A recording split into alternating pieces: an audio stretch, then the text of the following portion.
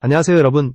오늘 영상에서는 JTBC에서 새롭게 시작된 최강야구 첫 방송의 시청률과 유튜브에서 큰 인기를 끌고 있는 불꽃야구 21회의 성과를 비교하며 두 프로그램이 어떻게 시청자들의 마음을 사로잡고 있는지 깊이 있게 살펴보겠습니다. 먼저 불꽃야구 21회부터 이야기해보겠습니다. 최근 파이터즈 파크 직관 경기와 라이브 중계 준비로 많은 관심을 모은 이 에피소드에서는 드래프트에 지명된 신예 선수들이 대거 등장해 시청자들의 눈길을 끌었습니다.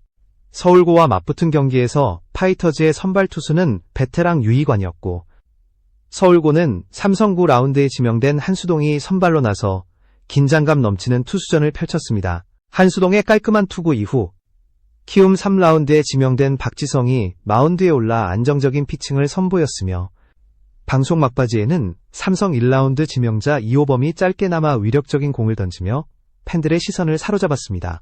경기는 5회까지 파이터즈가 2대1로 근소하게 앞선 상황에서 마무리되었는데, 확실히 서울고의 전력이 탄탄했고 드래프트 지명 선수들의 활약이 경기에 무게감을 더해주었습니다. 이날 시청률 지표는 놀라웠습니다. 공개 1분 만에 5만 명을 돌파했고 11분 만에 10만 명, 40분 만에 15만 명, 1시간 56분 만에 20만 명을 넘어섰습니다. 최고 동시 시청자 수는 약 21만 명에 달하며, 이는 9월 22일 유튜브 라이브 기준 국내 2위, 글로벌 18위라는 경이로운 성과였습니다. 유튜브라는 플랫폼의 힘과 동시에 불꽃야구라는 브랜드가 얼마나 강력한 팬덤을 형성했는지를 보여주는 대목이었습니다. 여기서 잠깐 영상을 시청해주시는 여러분께 감사 인사를 드립니다. 구독과 좋아요, 그리고 알림 설정은 저에게 큰 힘이 됩니다. 앞으로 더 많은 콘텐츠를 제작할 수 있도록 많은 응원 부탁드립니다.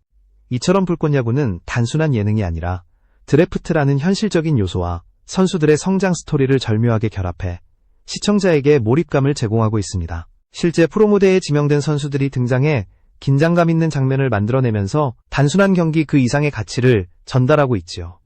특히 이번 21회는 단순히 시청률 수치 이상의 의미를 갖습니다. 국내 야구 팬들에게는 새로운 스타의 등장을 미리 확인할 수 있는 장이었고, 글로벌 팬들에게는 한국 아마야구와 드래프트 시스템을 엿볼 수 있는 드문 기회였습니다. 실시간으로 몰려드는 시청자 수치는 단순한 숫자가 아니라 한국 야구 예능이 글로벌 시장에서도 경쟁력을 가질 수 있음을 증명한 신호였습니다. 여러분은 불꽃야구의 이러한 폭발적인 시청률이 단순히 이벤트성 흥행일까요? 아니면 앞으로 꾸준히 이어질 새로운 흐름일까요? 이 질문을 머릿속에 두고 이제 막 첫 발을 뗀 JTBC 최강야구로 시선을 옮겨보겠습니다. JTBC 최강야구의 첫 방송은 많은 이들의 기대 속에 베일을 벗었습니다. 이번 시즌의 가장 큰 목표는 단순한 흥행이 아니라 최강컵 대회에서 우승을 차지해 진정한 최강의 이름을 이어가는 것입니다.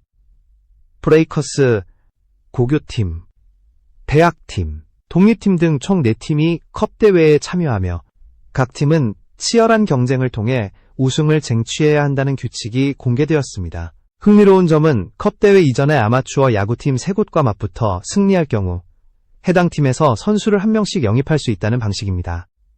이는 단순히 경기에 승리하는 것 이상의 전략적 의미를 지니며 팀 전력 강화라는 긴장감을 불어넣는 장치가 되었습니다. 첫 경기 상대는 동원고였고 경기 초반부터 치열한 공방이 펼쳐졌습니다. 4회까지 스코어는 5대3으로 브레이커스가 근소하게 앞선 상황에서 방송은 마무리되었습니다. 시청률 수치는 어떠했을까요? 먼저 인터넷 실시간 지표를 살펴보면 CG직 플랫폼에서는 최고 동시 시청자 약 800명을 기록했고 수 플랫폼에서는 약 70명에 머물렀습니다. 보통 경기가 진행될수록 시청자가 늘어나는 것이 일반적인 흐름인데, 최강야구의 첫 방송은 반대로 시간이 지날수록 조금씩 시청자가 줄어드는 이례적인 현상을 보였습니다. 이는 시청자들의 집중력이 예상보다 빨리 떨어졌음을 의미하며 제작진에게는 초반 몰입도를 끌어올릴 새로운 장치가 필요하다는 신호이기도 했습니다. TV 시청률은 1.491%로 집계되었습니다. 이는 같은 시간대 재방송된 드라마 100번의 추억, 이 0.96이 %에 머문 것과 비교하면 분명 더 나은 성과지만 최강야구 시즌 1 첫 방송이 기록했던 2.6%에는 크게 미치지 못하는 수치였습니다. 즉, 시즌 1에 비해 관심과 집중력이 확실히 분산된 결과였다고 할 수 있습니다. 이러한 시청률은 JTBC가 직면한 과제를 드러냅니다. 예능적 재미와 스포츠적 진지함 사이에서 균형을 잡아야 하고, 동시에 불꽃야구처럼 유튜브 기반으로 빠르게 확산되는 파급력을 어떻게 견제하거나 흡수할지에 대한 전략이 필요하다는 점입니다. 방송 플랫폼의 차이는 시청률에서 곧바로 드러났고, 이는 단순 비교 이상의 함의를 담고 있습니다. 결국 최강야구는 첫 방송에서 새로운 시도와 도전이라는 메시지를 던졌지만 수치상으로는 기대에 미치지 못했습니다. 그러나 컵 대회라는 명확한 목표와 영입전이라는 독특한 설정은 향후 시청률 반등의 발판이 될 수 있습니다. 중요한 것은 이러한 장치들이 실제 방송에서 얼마나 긴장감 있게 구현되느냐 하는 것이겠죠. 여러분은 최강야구의 첫 방송 시청률을 어떻게 보셨나요? 단순히 초반의 부진일까요? 아니면 포맷 자체의 한계가 드러난 것일까요? 이 질문은 곧 두 프로그램의 성격 차이로 이어집니다. 이제 우리는 불꽃야구와 최강야구가 보여주는 두 가지 흐름을 본격적으로 비교해 볼 필요가 있습니다. 불꽃야구와 최강야구의 차이는 단순히 방송사와 플랫폼의 차이가 아닙니다. 두 프로그램은 출발점부터 다른 목표와 전략을 설정하고 있기 때문에 시청자에게 전달되는 메시지 또한 극명하게 갈립니다. 먼저 불꽃야구는 유튜브 기반이라는 특성상 즉각적인 반응과 소통을 가장 큰 무기로 삼고 있습니다. 드래프트 지명 선수들이 직접 무대에 오르며 팬들은 실시간으로 댓글과 채팅을 통해 응원과 의견을 나눕니다. 이러한 쌍방향 소통은 기존 방송 예능이 가지지 못한 강력한 장점으로 불꽃야구가 빠른 시간 안에 수십만 명의 동시 시청자를 끌어모을 수 있었던 핵심 이유이기도 합니다. 반면 최강야구는 JTBC라는 전통 방송 채널에서 방영되며 상대적으로 보수적이고 완성도 높은 제작을 내세우고 있습니다. 컵 대회 우승이라는 뚜렷한 목표를 제시하고 영입전이라는 요소를 더해 드라마틱한 긴장감을 강조합니다. 그러나 이러한 설정은 시청자가 몰입하기까지 시간이 필요하고 초반 흥행을 끌어내기에는 다소 무거울 수 있습니다. 결국 이 차이가 첫 방송 시청률에서 드러났다고 볼 수 있습니다. 또 하나 중요한 차이는 리듬입니다. 불꽃야구는 빠르게 전개되며 화제성을 쌓아 올립니다. 공개 직후 몇 분 만에 수만 명의 시청자가 몰려들고 짧은 시간 안에 하이라이트와 명장면이 SNS와 커뮤니티를 통해 퍼져나갑니다. 반대로 최강야구는 에피소드 단위로 긴 호흡을 요구하며 전통적인 방송 시청자층을 대상으로 안정적 시청률을 목표로 합니다. 흥미로운 점은 두 프로그램이 같은 야구라는 소재를 다루면서도 완전히 다른 생태계를 만들어냈다는 사실입니다. 불꽃야구는 젊은 세대와 글로벌 시청자를 중심으로 팬덤을 확장하고 있고, 최강야구는 방송사 브랜드와 기존 시청 습관에 의존하는 모습을 보이고 있습니다. 이 두 가지 흐름은 결국 한국 야구 예능의 미래가 어디로 향할지를 보여주는 상징적인 신호로 읽을 수 있습니다. 여기서 시청자들은 자연스레 질문하게 됩니다. 과연 어느 쪽이 장기적으로 더 큰 영향력을 확보할 수 있을까? 실시간 반응과 화제성을 무기로 삼는 유튜브 예능일까요? 아니면 안정적 제작 환경과 전통적 시청자층을 기반으로 한 방송사 예능일까요? 이제 우리는 과거의 사례를 돌아볼 필요가 있습니다. 비슷한 포맷으로 주목받았던 백 투 더 그라운드가 어떤 흐름을 보였는지 살펴보면 앞으로 두 프로그램이 직면할 도전 과제 또한 선명하게 드러날 것입니다. 2022년에 방송된 백 투 더 그라운드는 당시 큰 화제를 모으며 시작했지만 시즌을 거듭할수록 점차 시청률이 하락하는 흐름을 보였습니다. 첫 방송은 1.35%라는 무난한 출발을 했고 최고 시청률은 1.7%까지 올랐지만 마지막 방송은 1.1%에 그치며 아쉬운 결말을 맞이했습니다. 이는 스포츠 예능이 처음에는 신선한 소재로 주목을 끌 수 있지만 지속적으로 긴장감과 새로운 스토리를 제공하지 못하면 빠르게 흥미가 떨어질 수 있음을 보여준 사례였습니다. 이와 비교했을 때 최강야구는 분명히 경계해야 할 지점을 확인할 수 있습니다. 컵 대회라는 뚜렷한 목표는 분명 장점이지만 시즌이 진행될수록 긴장감을 유지하지 못한다면 백 투 더 그라운드와 같은 길을 걸을 위험이 있습니다. 반면 불꽃야구는 드래프트라는 현실적 이벤트와 함께 시즌마다 새로운 선수들이 등장한다는 점에서 신선도를 유지할 가능성이 상대적으로 높습니다. 그러나 시청률이라는 단순한 지표만으로 프로그램의 성패를 가늠하기는 어렵습니다. 백 투 더 그라운드가 남긴 또 다른 교훈은 방송사에서 제작된 야구 예능은 일정 수준 이상의 안정감을 제공하지만 동시에 예측 가능한 흐름에 갇힐 수 있다는 점입니다. 시청자들은 스포츠에서 예측 불가능성을 원하고 예능에서는 새로움을 갈망합니다. 이 두 가지 요구를 동시에 충족시키는 것이 얼마나 어려운지 백 투 더 그라운드는 생생히 증명했습니다. 따라서 최강야구가 성공하기 위해서는 단순히 경기를 중계하는 것에 그치지 않고 매 회마다 시청자들이 예상치 못한 이야기를 경험할 수 있도록 구성해야 합니다. 반대로 불꽃야구는 이미 실시간 반응과 드래프트 지명이라는 강점을 갖추고 있기에 그 에너지를 꾸준히 유지할 수 있다면 장기적인 팬덤 형성에 유리할 것입니다.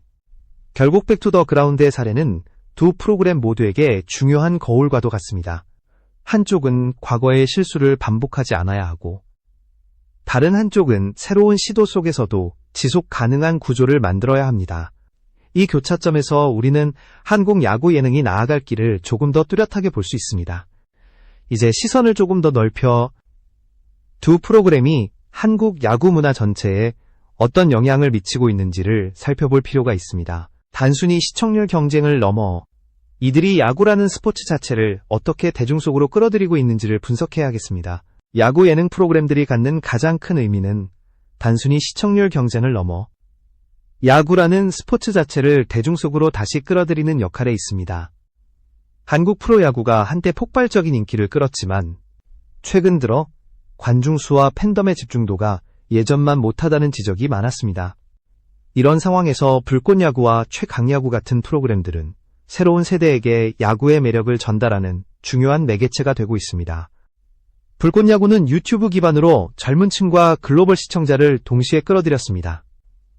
실시간으로 치고받는 경기와 드래프트 선수들의 등장은 스포츠와 예능의 경계를 허물며 시청자들에게 야구를 하나의 참여형 콘텐츠로 재탄생시켰습니다. 팬들은 단순히 경기를 보는 소비자가 아니라 댓글과 채팅을 통해 스스로 이야기를 만들어가는 공동 제작자에 가까워지고 있습니다. 반대로 최강야구는 방송사 예능의 장점을 활용합니다. 체계적인 제작 환경과 고품질 영상, 그리고 명확한 시즌 목표는 전통적인 TV 시청자층을 안정적으로 확보할 수 있는 기반이 됩니다. 특히 컵대회와 영입전 같은 포맷은 야구 팬들이 오랫동안 기다려온 승부의 긴장감을 프로그램 속에 녹여냅니다. 이는 단순한 오락이 아니라 스포츠 본연의 매력을 되살리는 접근법이라 할 수 있습니다.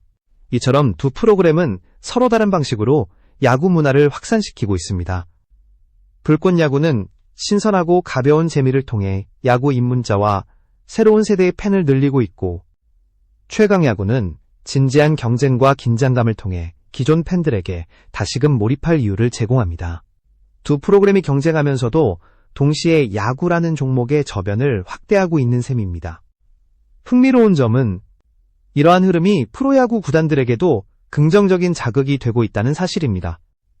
드래프트 지명 선수들의 무대가 예능을 통해 노출되면서 팬들의 관심은 자연스럽게 프로 무대로 이어지고, 이는 구단의 흥행에도 영향을 미칠 수 있습니다. 마찬가지로 컵 대회를 통한 긴장감 있는 경기 전개는 프로야구와 아마야구의 경계를 허물며 다양한 계층의 야구 팬들에게 새로운 관심을 불러일으키고 있습니다. 결국 불꽃야구와 최강야구는 서로 다른 길을 걷고 있지만 결과적으로 한국 야구 전체의 관심도를 끌어올리는 동반자 역할을 하고 있습니다. 경쟁 속의 협력, 대립 속의 상호보완이라는 아이러니한 관계가 형성되고 있는 것이죠. 이제 마지막으로 두 프로그램이 앞으로 어떤 과제를 안고 있으며 한국 야구 예능의 미래가 어디로 향할지를 전망해 보겠습니다. 앞으로 불꽃야구와 최강야구가 풀어야 할 과제는 명확합니다. 시청자들의 기대를 꾸준히 충족시키며 동시에 새로운 가치를 만들어내야 한다는 것입니다. 불꽃야구의 경우 실시간 반응과 드래프트라는 장점을 이미 확보했지만 시즌이 거듭될수록 시청자들이 익숙해질 수 있다는 위험을 안고 있습니다. 따라서 매 회차마다 예상치 못한 변수와 신선한 구성을 제공해야만 장기적인 흥행을 보장할 수 있습니다. 단순히 신인 선수들의 등장을 보여주는 데 그치지 않고 그들의 성장 과정과 인간적인 스토리를 담아내야 팬덤이 공고해질 것입니다. 최강야구는 첫 방송 시청률에서 아쉬움을 남겼지만 컵대회와 영입전이라는 분명한 목표를 무기로 반등의 가능성을 충분히 갖추고 있습니다. 중요한 것은 제작진이 시청자의 피드백을 얼마나 빠르게 반영하고 초반부터 강렬한 몰입감을 끌어낼 장치를 마련하느냐입니다. 시즌1의 성과와 시즌3의 기록을 참고한다면 충분히 다시 상승 곡선을 그릴 수 있습니다. 또한 두 프로그램 모두 디지털 환경과 전통 미디어의 경계가 희미해지는 시대에 직면해 있습니다.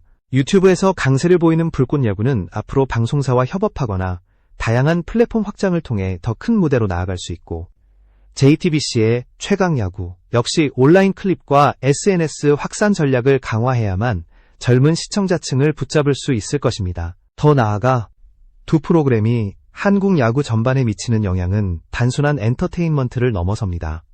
신인 선수들이 예능을 통해 대중에게 먼저 각인되면서 프로야구 입장에서도 새로운 팬층을 확보할 수 있고, 아마야구와 프로야구 사이의 경계도 자연스럽게 허물어지고 있습니다. 이는 한국 야구가 가진 잠재력을 넓히는 계기가 될 수 있습니다. 마지막으로 시청자 여러분께 묻고 싶습니다.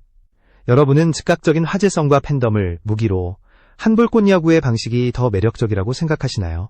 아니면 장기적 긴장감과 완성도를 내세운 최강야구의 방식이 더 설득력 있다고 보시나요?